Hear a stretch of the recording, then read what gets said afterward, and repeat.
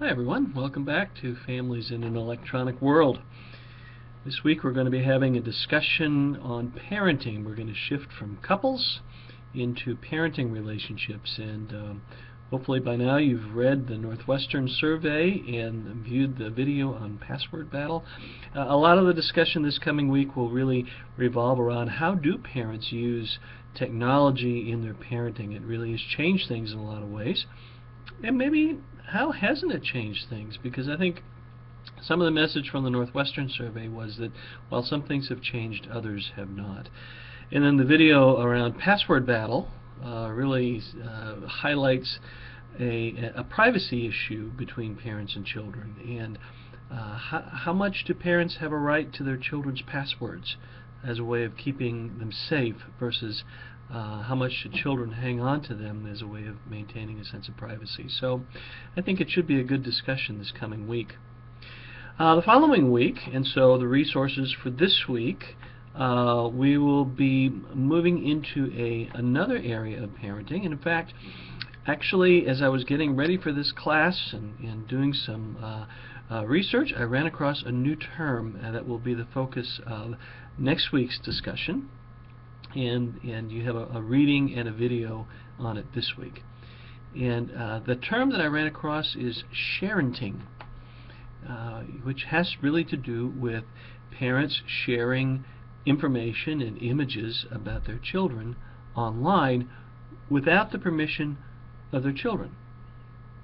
This happens probably all the time. I mean, for example, I've got several grandkids, and if I want to see the latest pictures of them, the place that I typically go is my daughter or my son's Facebook page, and I get to see great pictures of what's happening in my grandkids' lives. It makes me smile, and it's really fun. But there are some issues that are related to this.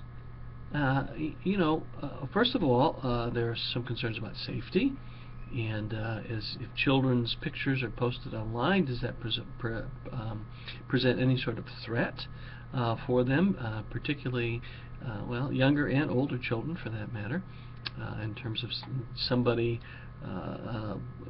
putting them at risk in some way. But perhaps more than that, what about the rights of the children to have their images posted online? Do they have anything to say about it? And at some point in time, will the images that get posted about them online be embarrassing to them? It's pretty hard to pull them off once they're up there. And so when something that's snapped right now, I can't imagine that my 1-year-old granddaughter or my 2.5-year-old granddaughter would really have any objection to their mother putting something up online right now. But what about when they get 10 or 12?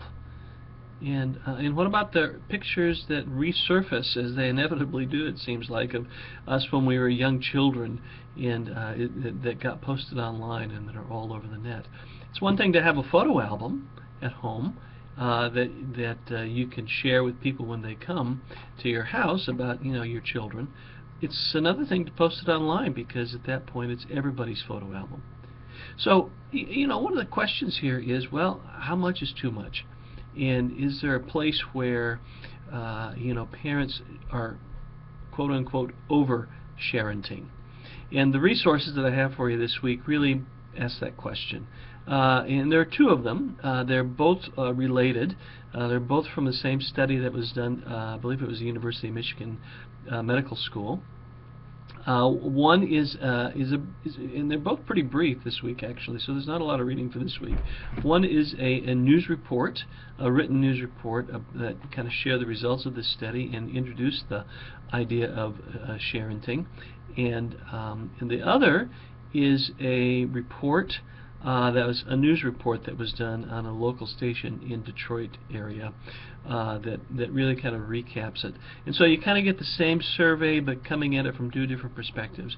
I'd like you to watch those, watch the video, read the article, take the quiz that you'll have about both of them, and then I'm looking forward to a good discussion, not this coming week, but the week following, about sharenting.